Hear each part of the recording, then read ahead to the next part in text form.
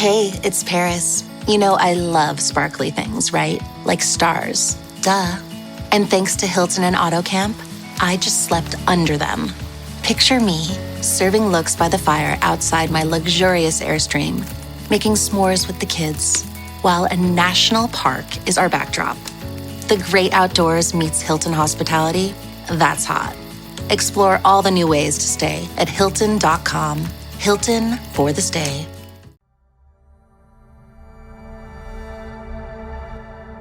British Spy Stories Season 5 Kill or Be Killed. Episode 4.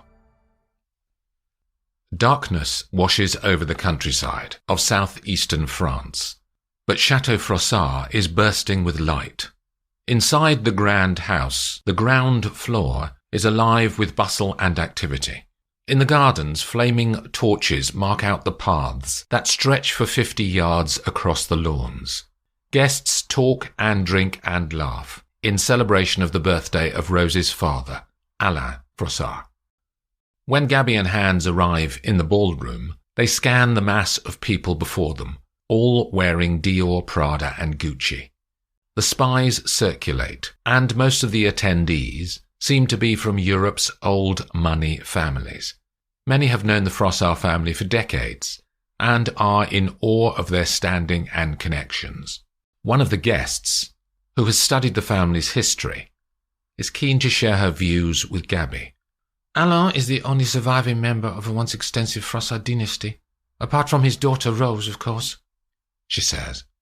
Rose's grandfather, Joseph, had been extremely concerned in his latter years about the future of the family, as his siblings and their children had all died in tragic accidents or strange circumstances over a period of 20 years.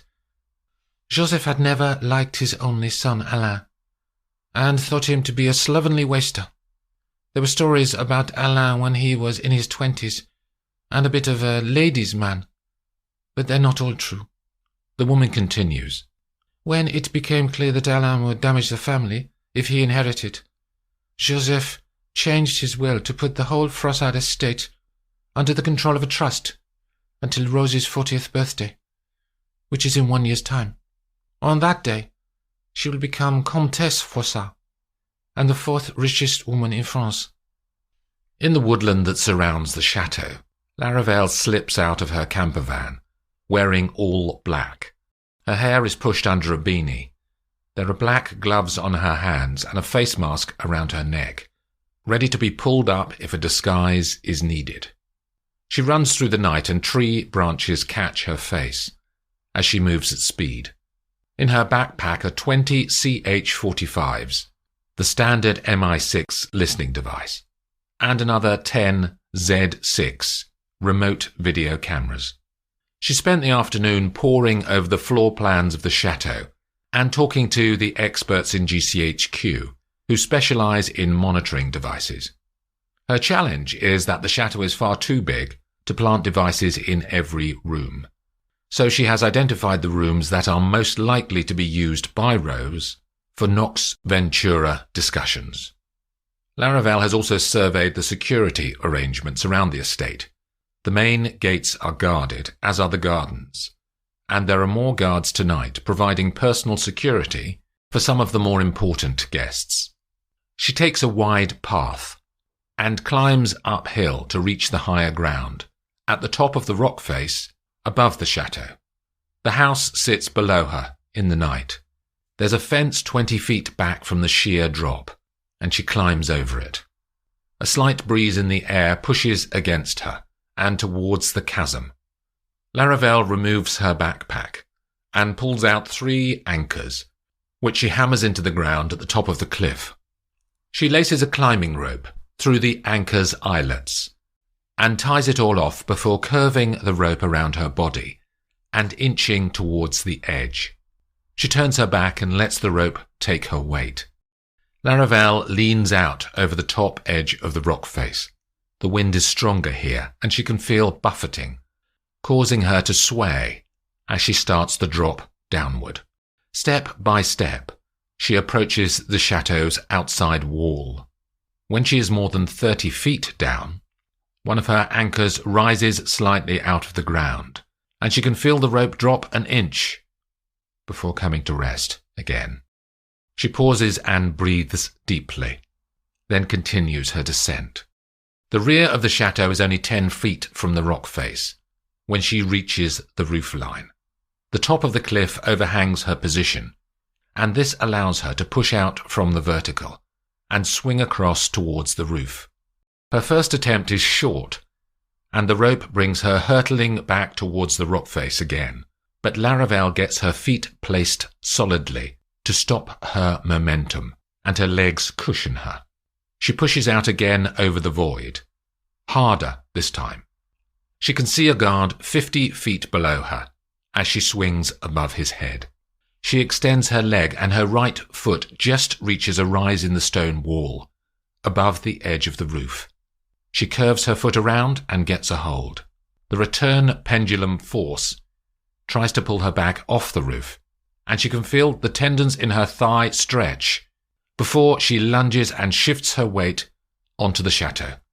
Her foot dislodges a loose piece of wall capping, and it falls away to the ground, hitting the grass where the guard had been only a minute ago.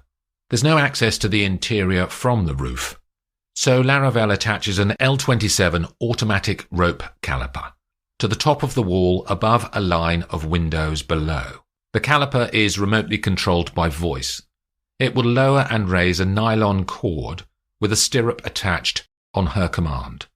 She pushes her foot in and steps off the edge. "Descend," she whispers, and the caliper slowly lets out the cord, so Laravel is lowered down the outside wall of the chateau. "Stop." She's by a window at the back of the mansion, which is ajar to let in fresh air. Laravel pulls the frame and jumps inside. Downstairs in the ballroom, Rose is making a beeline for Gabby, who is momentarily alone. "Lady Imogen, let us take this opportunity to introduce you to my business partners," she says. "Come this way." They walk out of the ballroom and into a vast hallway, then across to another reception room on the opposite side. Rose leads them into a smaller but still grand dining room. "Gentlemen," she announces to 3 men who are talking and standing together in a group with drinks in their hands. "This is Lady Harwood." She indicates Gabby. "These men are the core of our business. Salvatore, Louis, and Raphael." She indicates each of them in turn. Salvatore is tall and muscular. His dark hair has wisps of grey, and his brown eyes are kind, whereas Louis is a slight man with glasses and an air of fragility. Of the 3, Raphael is the most cautious in his demeanour, and his blue eyes show doubt beneath his black hair. They all shake hands, and one of them pours a glass of champagne for Gabby. "No Oliver?" says Rose to the men, and they have varying degrees of regret and contentment on their faces, but don't say any words. "Lady Harwood is interested in working with us." "I heard your name," says Raphael. "You're a cleaner. You're well informed, Signor." "Do we need cleaning services?" says Louis. "We're not in the game of body disposal, are we?" He is more nervous than the others. "As we move into more sensitive and profitable areas of business, Louis," says Rose, "we will come up against more of this sort of thing. We should avoid it. Violence is never the answer." "We won't get our own hands dirty." It's Salvatore. "This is about reducing the risk to our business. If someone is going to squeal and you have a choice between removing them or 10 years in prison, Louis, I'm sure you'd decide the same way as all of us." Louis is quiet but doesn't look any happier. Upstairs, Laravel has her face mask pulled up as she tiptoes along the corridor on the 2nd floor of the chateau. She has memorized the floor layout, and this door on the left-hand side leads to the master bedroom suite. There is no one around up here in the house, everyone's attention being on the party downstairs. Her fingers grasp the handle of the door, and she twists her wrist. Laravel leaves the lights off in the room and moves silently to the far side of the super king-size bed. She attaches a listening bug to the lamp on the nightstand, then stands on a chair from the dressing table. She palms one of the miniature cameras from her backpack and positions it right up where the wall and ceiling meet, partly hidden by the ancient and intricate mouldings.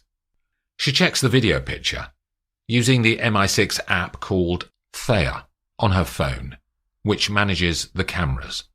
She adjusts the angle to give a broader view of the space, then slips out into the corridor to plant more devices. In the dining room, Gabby turns to Louis.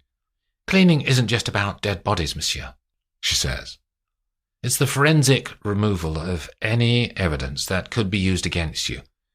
And these days, the word forensic has come to mean data evidence as well as physical." "Who do you work for now?" says Raphael. "My clients are confidential." "So how do we know that you can do what you say?"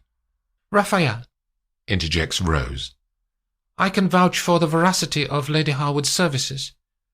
I had a call from a very good friend of mine, Florin Babu, in Belgrade. He reported to me that he has used Lady Harwood for some time, with excellent results." Florin Babu is a master criminal. He was turned by MI6 2 years ago, who retain him in power to provide intelligence on the Serbian mafia. Babu has one son, and it's only the hope that he may be allowed to see his son one day that keeps the man delivering information to support British intelligence in Europe. "I propose we give her a trial," says Salvatore. "A couple of jobs, then make an assessment." Gabby looks dismissive. "Let me explain to you all. You don't choose me, I choose you. It's you who has to prove yourselves to me to get on my exclusive list of clients." Salvatore and Raphael laugh and shake their heads. Then both take swigs of alcohol. "Then no deal, Lady Harwood." Raphael's eyes are angry. He and Salvatore move away and start their own conversation. Rose turns to Gabby. "We'll work on them over the weekend." She touches Gabby's hand and smiles dishonestly. Laravel has one more camera to place on the upper floor of the chateau. Then her tasks are complete for the night. The final room is one that Gabby had added to the list at the last moment, as it's the room where Agent Woodville was killed. Laravel takes a back staircase up to the 4th floor. The room is right at the front of the house. She walks in silence and goes inside. There's a single window with heavy curtains in the center of one wall. Laravel again keeps the lights off and pulls the drapes open. The moonlight spreads across the room in front of her. The only furniture, apart from a single wooden bed and an old table under the window, is a wooden upright chair that is placed centrally. This had contained Agent Woodville in the last hours of his life. There are red stains on the carpet around it from his injuries. Gabby had asked Laravel to collect a blood sample from the red stain, so they have evidence to use against Rose for the man's murder. After stowing a clear tube with shards of dried blood in her backpack, Laravel moves the chair and pulls out the final camera. The Z6 devices have multiple ways to be attached. They are magnetic, have hooks on one side, and a sticky pad on the other. She pushes the camera home at the top of the wall to give a view of the room, and adds an audio listening device in another corner. As she finishes, she hears a voice outside in the corridor. Laravel waits in the darkness, hoping that the person outside will walk past so that she can make her getaway. But the voice grows louder, and 2 seconds later, the door starts to open. As soon as she realized they're coming in, Laravel had dropped to the floor. there's just enough space under the bed for her to slide away out of sight. At first, the stranger doesn't speak or turn on the light. Then she hears a man say, "I had no choice. She told me to come." There's a silence for a few moments as he listens on his phone. "I don't like it either. Yes, there's money in it. I've only got so much patience. Once I build up contacts, I can run it for myself without her sticking her nose in. Yeah, sure. Speak later." The words stop. Laravel waits for him to leave the room, but there are no further sounds. She becomes conscious of her breathing. The silence ticks by. She can feel something on her face. In the dimness of the moonlight, she can see something slowly moving towards her.